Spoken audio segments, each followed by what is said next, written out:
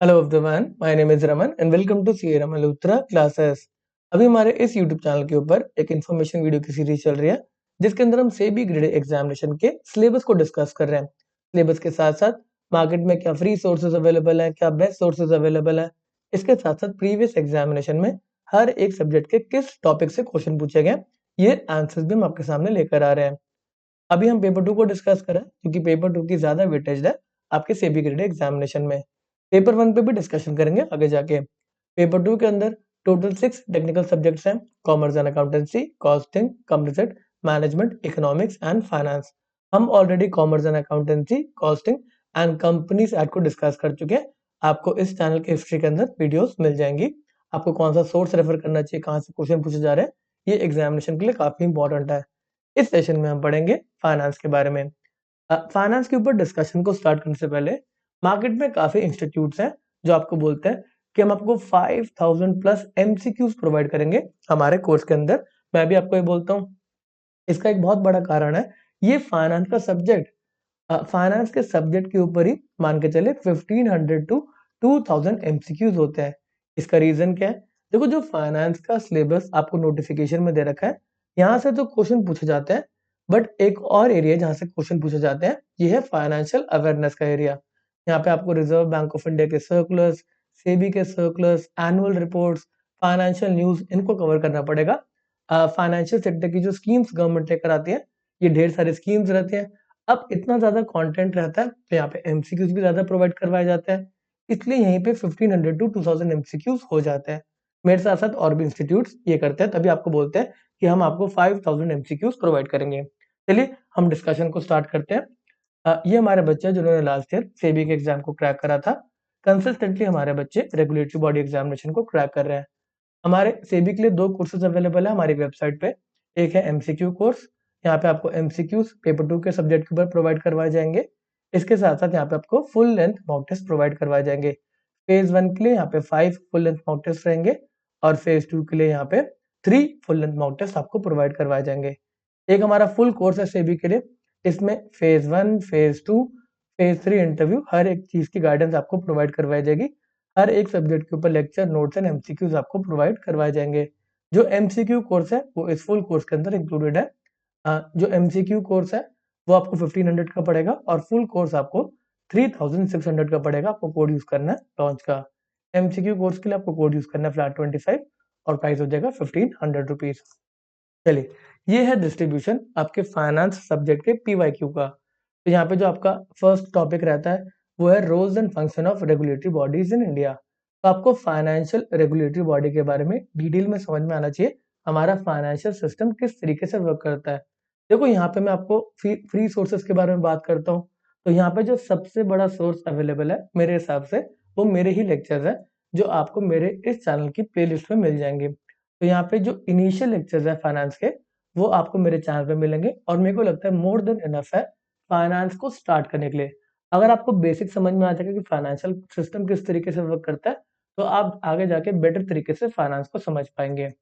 जो आपका first topic है roles and function of regulatory body in financial sector, यहाँ पे किस तरीके के क्वेश्चन पूछे जाते हैं, काफी इंपॉर्टेंट एरिया है। तो यहाँ पे ना एक फाइनेंशियल इंस्टीट्यूशन का नाम दे देंगे या फिर किसी एक्ट का नाम दे देंगे और पूछेंगे इस पर्टिकुलर फाइनेंशियल इंस्टीट्यूशन को कौन रेगुलेट करता है। For example, credit information companies है, इनको कौन रेगुलेट करता है? तो वह है रिजर्व बैंक ऑफ इंडिया। आपसे पूछ लेंगे क्रेडिट रेटिंग एजेंसीज को कौन रेगुलेट करता है? तो इसका आंसर है सेबी। तो आपको सारे के सारे जो फाइनेंशियल सेक्टर की रेगुलेटरी बॉडी है, जिसमें रिजर्व बैंक ऑफ इंडिया है, सेबी है, IRDAI है, insurance regulatory and development authority of India. इसके साथ साथ pension fund regulatory and development authority of India, PFRDA। इसके साथ साथ international financial service centre authority. इन सब के बारे में आपको पढ़ना है। यहाँ पे जो फंक्शंस है रेगुलेटरी बॉडी के, मैं आप सभी को ये सजेस्ट करूंगा कि हर एक एक्ट को खोले, RBI का एक्ट खोले, सेबी का एक्ट खोले, और वहां पे एक सेक्शन होता है जिसमें फंक्शंस की बात करी होती है। फंक्शंस आप वहीं से पढ़े, वो बेस्ट सोर्स है पढ़ने का। मनी मार्केट इंस्ट्रूमेंट से क्वेश्चन पूछे जाते हैं, नोटिस मनी, कॉल मनी क्या है, कमर्शियल पेपर, इसके ऊपर क्वेश्चन आ जाते हैं। इसके साथ साथ कैपिटल मार्केट इंस्ट्रूमेंट के ऊपर भी क्वेश्चन पूछ ले जाते हैं। इक्विटी बॉन्ड्स, अलग अलग टाइप के बॉन्ड्स है, उस पर क्वेश्चन आ जाते हैं। डेरिवेटिव मेरे को लगता है मोस्ट इंपॉर्टेंट टॉपिक है फाइनेंस के सिलेबस का। डेरिवेटिव से हर एग्जामिनेशन में क्वेश्चन देखा गया और प्रिडिक्टेबल है कि किस टाइप के क्वेश्चन पूछे जा रहे हैं, बट डेरिवेटिव को आपको अच्छे तरीके से पढ़ना है। बहुत बड़ा ये टॉपिक है। यहाँ पे स्वैप्स है, फ्यूचर्स है, फॉरवर्ड है, हर एक डेरिवेटिव के रिस्पेक्ट में हमने डिफरेंट लेक्चर दे रखा है, एक सेपरेट लेक्चर ले रखा है। चलो, alternate source of finance, equity, debentures वगैरह, उनके छोटे मोटे न्यूमेरिकल जो बेसिक डिफरेंस है उससे क्वेश्चन पूछा जाता है। Private and social cost benefit पे भी क्वेश्चन नहीं पूछा गया। पीपीपी में एक वायबिलिटी गैप फंडिंग की स्कीम है, तो यहाँ से क्वेश्चन पूछे गए हैं। डायरेक्ट एंड इनडायरेक्ट टैक्सेस, तो ये बहुत बड़ा एरिया है। जो आपका पूरा सेबी ग्रेड ए एग्जामिनेशन का सिलेबस है उससे डबल सिलेबस डायरेक्ट टैक्सेस का है। यहाँ पे जो भी चार्टर्ड अकाउंटेंट्स होंगे वो मेरी बात समझ पा रहे होंगे। तो यहाँ पे डायरेक्ट एंड इनडायरेक्ट टैक्सेस के अंदर कुछ टॉपिक इंपॉर्टेंट है। एक तो डिडक्शन वाला टॉपिक इंपॉर्टेंट है, टीडीएस और चालान वगैरह जो होते हैं, रिटर्न्स हैं, वो आपके एग्जामिनेशन के लिए इंपॉर्टेंट है। प्रीवियस एग्जामिनेशन में यहाँ से क्वेश्चन पूछा गया है।